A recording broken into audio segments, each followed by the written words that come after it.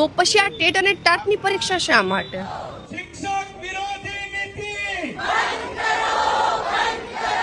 ભારત માતા કી અમારા શિક્ષકો વર્ષોના અનુભવી છે અને સરકાર અનુભવોનું મૂલ્ય નથી સમજતી. આજે વર્ષોથી નોકરી કરતા શિક્ષકોને પરીક્ષા આપવાનું કહે છે તે યોગ્ય નથી લાગતું, કારણ કે આટલા બધા અનુભવોથી વણાયેલા શિક્ષકો સરકારે ભરતી કરી તે જે તે વર્ષે એ લોકોના સારા પર્સન્ટેજ હતા.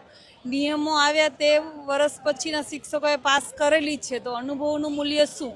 જ્યારે અમારી ભરતી થઈ હતી ત્યારે મેરિટ ઉપર લેવામાં આવ્યા હતા અને એ બધી જ ભરતીઓ જેટલી 2010 સુધીમાં થઈ છે એ મેરિટ ઉપર લેવામાં આવી હતી.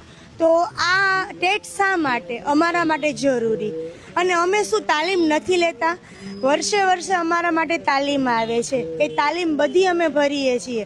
તો એનો મતલબ શું કે અમે સારા નથી? ટેટ પાસ કરીને જે શિક્ષકો આવે છે એ ગુણવત્તામાં સારા છે? એવું તો નથી ને.